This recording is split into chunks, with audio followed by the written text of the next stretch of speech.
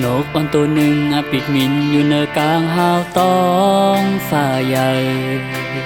อ่างซอเส้นต่างอันเจอมันอ่านไว้ถึงฝนลมเก่ายาจึงหือเตะขัดแห้งอ่านปนกว่าไหลเอาเจออันแข็งเหมือนเล็กตื่นถอยหลังถึงเตะทบเพเตะทบกินก็พร้อมอ่านแลกจอมจัดปา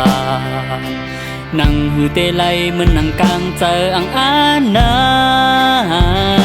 นเตะขัดแห้งเฮาปอถึงตีเนื้อเส้นต่างวาสนาเก่าเป็นหือเป็นสังว่าเยิงไม้เก่ามีอยู่ที่นาเกิดออกเป็นคนมาอย่าไปยอมการสั่งต่อเปิ้นก็ยังให้เป็นมาสั่งว่ามีความยังอ่านเข้าใจเป็นเธอก็เก่งยังไม่อยู่เกิดออกเป็นคนมาอย่าไปยอมกันใจต่อเปิ้นก็ยังผิดปนมาสั่งว่าข้าวตั้งมันยาวเข้าใจ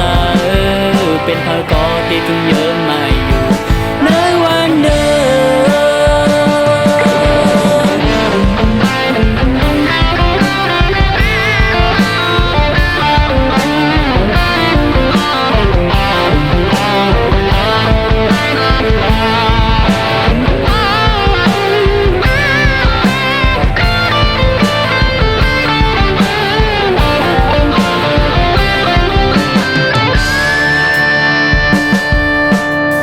อ่อนตัวหนึ่งปีกมินอยู่เนื้อกลางหาวต้องฝ่าใหญ่อ่างซอเส้นต่างอันเจอมันอ่านไว้ถึงฝนล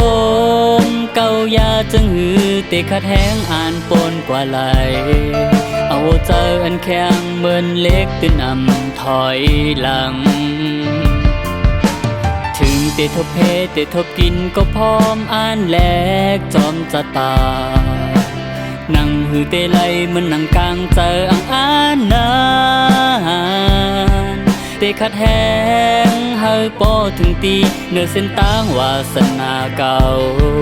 เป็นหือเป็นสังว่าเยิงไม้เก่ามีอยู่ที่น้ำเกิดออกเป็นคนมาอย่าไปยอมการสั่งต่อเปิ้นก็ยังเฮ็ดเป็นมาสั่งว่ามีความยังอ่านเข้าใจเป็นพก็เตะถึงเยิงไม่อยู่เกิดออกเป็นคนมาอย่าไปยอมการใจต่อเปิ้นก็ยังผิดปนมาสั่งว่าข้าวตั้งมันยาวเข้าใจเป็นพก็เตะถึงเยิงไม่อยู่ในวันเดิมแก่นแข็งอดเย็นไว้วันหนึ่งเตะหันเส้นตั้งอยู่นาน